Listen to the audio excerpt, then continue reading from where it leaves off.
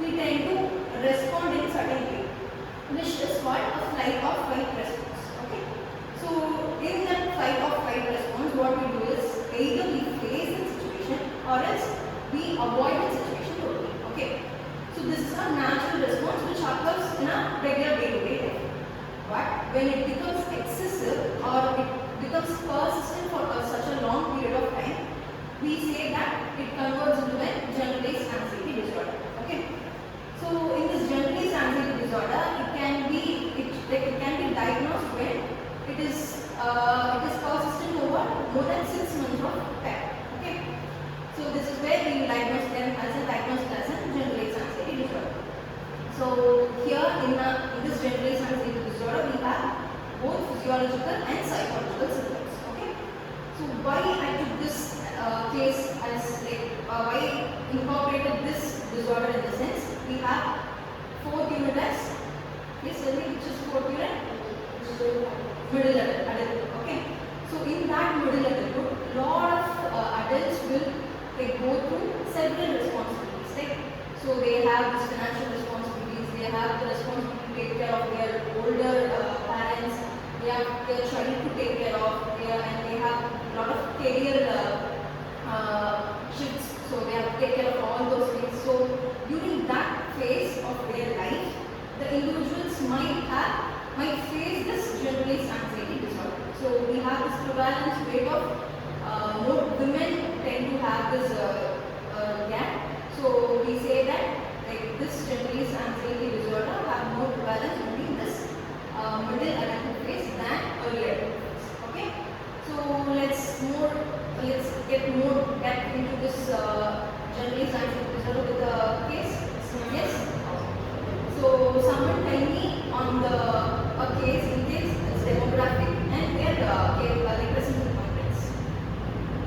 Yes. A female, 42 years old, she's late. She has complaints for the past 8 months. She has constant worries about her children's future and fear about the financial problems, anxiety about her father's health, troubles sleeping, restlessness, and getting irritated easily, and headaches, etc. And she says that I keep thinking something bad will happen. Later she stated like this for the past 8 months. Okay. So everybody understand what is the case is all about? Yes. Yes. Let's see the symptoms of this case. Okay. So someone tell me the symptoms of this case. Simple excessive burdens, cannot control the device, muscles tension, sleeping problem, poor concentrated, restlessness. So as we saw all those symptoms from this case, we see what diagnostic criteria says about these symptoms. Okay. Yes. According to the American Psychiatric Association, if the person is diagnosed with GAD, they feel worried or excessive for 6 months or more. They find difficult to control their worry. At least 3 of the symptoms they have: poor concentration, fatigue, sleep disturbance, muscle tensions. They have, and they actually affect their daily life. Very good.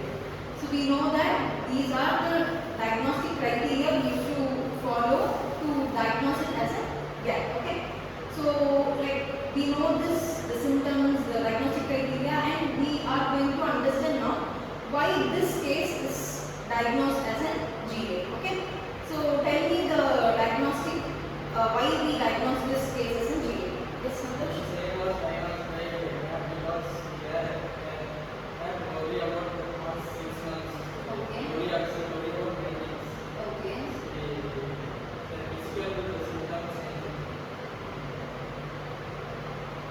Daily functioning something there.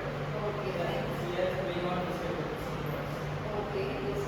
Therefore, criteria needs she has identified Okay, very good. Yes. So she has more than 3 symptoms and it prolongs more up to the period of more than 6 months. She has 8 months, right? So we tend to diagnose her as she has GA, right? Yes. Okay. So we saw all these and we need to understand why this causes, right? So when we understand the causes, we have the answer for the treatment.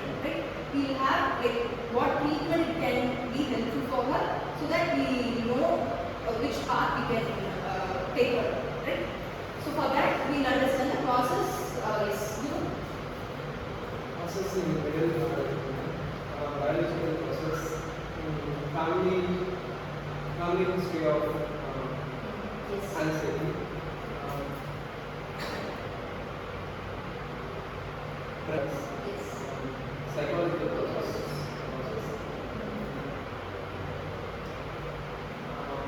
Overthinking, always rethinking, always expecting worst outcomes, need to control,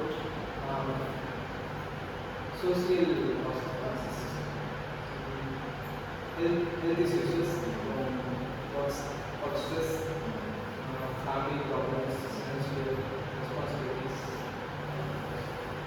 According to variations of the stages, It's stagnation. generative is stagnation. Tools to useful responsibilities. If they feel like I'm on low anxiety, then No worries. may improve. Oh, yes, very good.